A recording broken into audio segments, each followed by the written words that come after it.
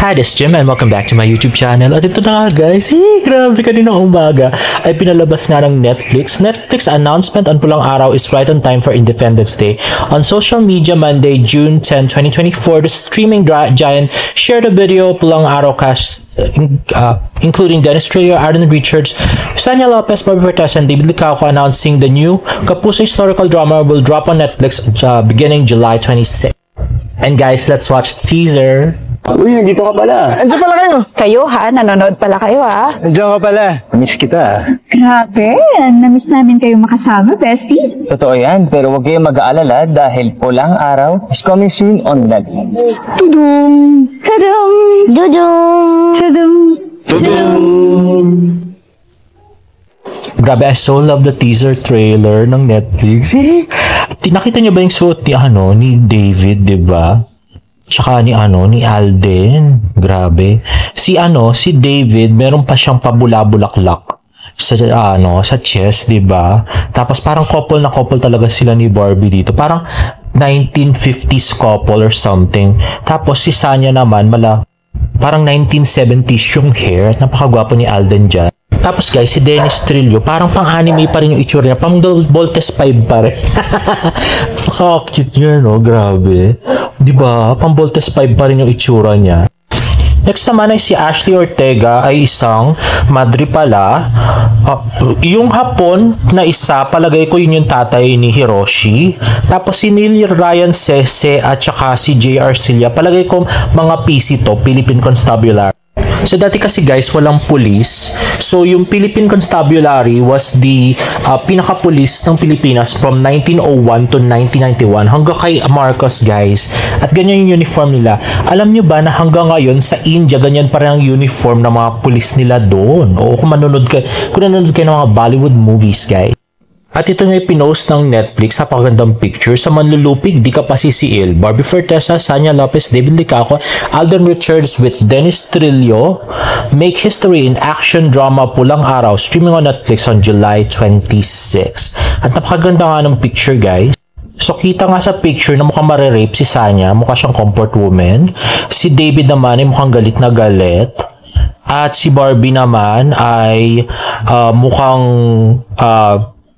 spy siya dyan, diba? So, mukhang palaban si Barbie. At palagay ko magiging mortal na magkaaway dito ay si Dennis at saka si Alden. No, grabe, no? I can't wait to watch it. I'm so excited, grabe.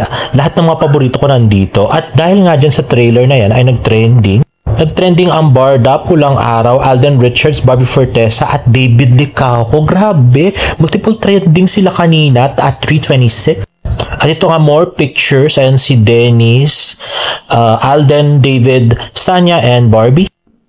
At yan na nga si Barbie tsaka si David. Ang ganda ng picture. I so love it.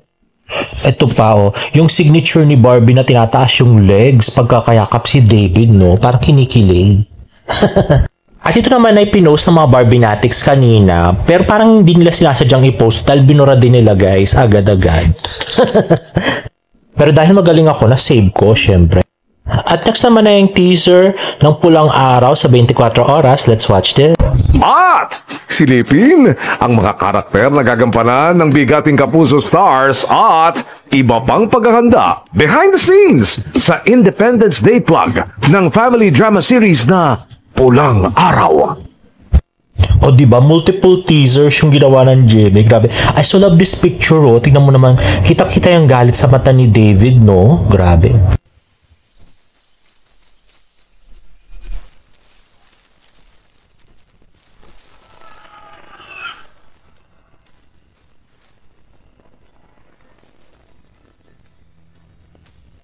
Mukhang ibang Barbie Fortesa makikita natin dito, guys. Mukhang palaban na palaban siya doon sa teaser.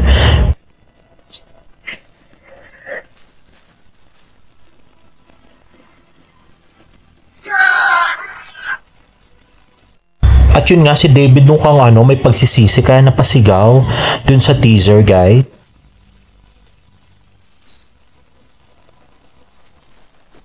At kita yung puot sa mata ni Dennis Trillo. Parang kasama-sama niya dito, guys. Grabe. Ito na nga guys, tumatakbo si Alden. Ayan, ang pakagwapong si Alden na may dalang watat ng Pilipinas. At ayan si Barbie. Ayan, si Alden, ayan.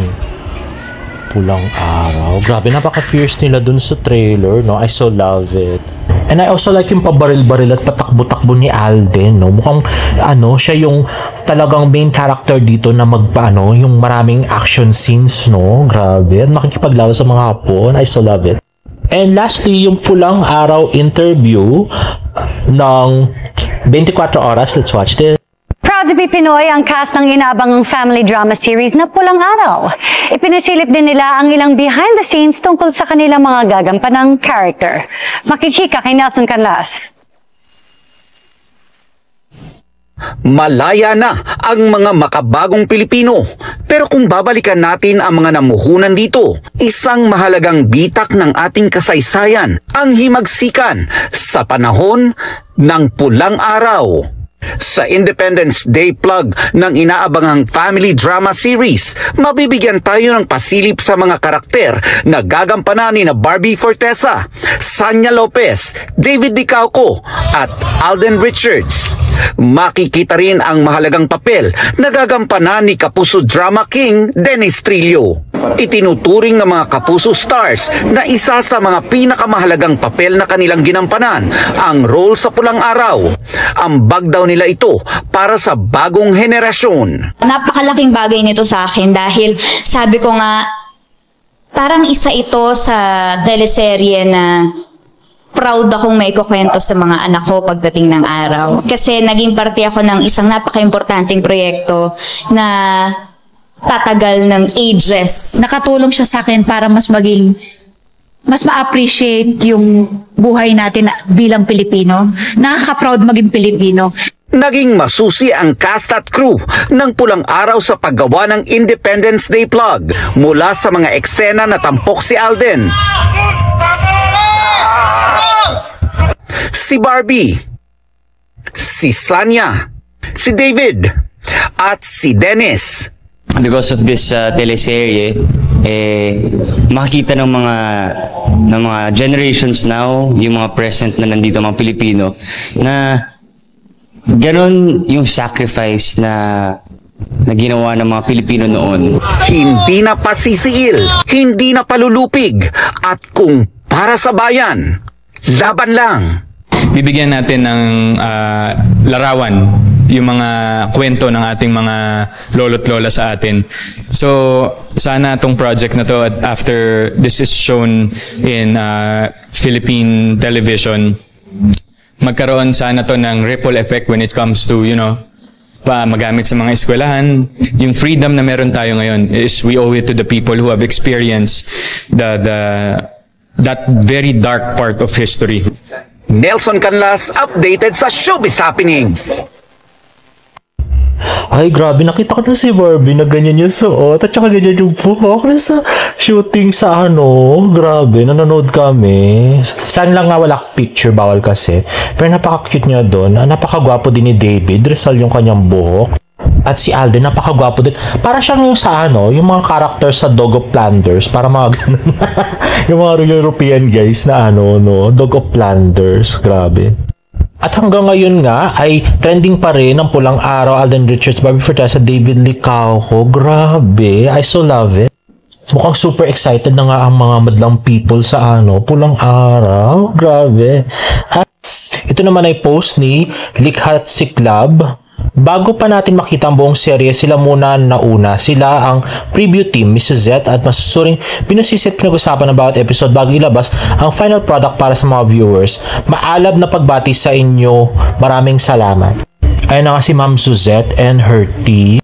At next nga ay pinost nga ni Mir yung teaser ng Pulang Araw at nilike nga ni Barbie at saka ni David. At sabi nga ni David sa comments ay, wow, new phone. At pinost rin ito ni Tita Amy sa kanyang Instagram at nilike naman ni David Dicauco. Mukhang nagpaparamdam sa sana'y maging biyanan. Pero si Barbie lang magdi-decide nakakainis. Ayan na nga yung post ni Fidel at saka yung post ni Hiroshi, diba? Rizal yung mas Rizal yung Hiroshi. At ito post ni Mami Beth, napunta na naman siya sa taping ng Pulang Araw. At yan na nga, tinakpan niya na yung damit ni Alden. Bawal makita. At yan ang tent ni Eduardo or ni Alden. Ayan na nga. And guys, if you like this video, please give it a thumbs up and please subscribe to my YouTube channel for more Barda updates. See you in my next vlog. Bye!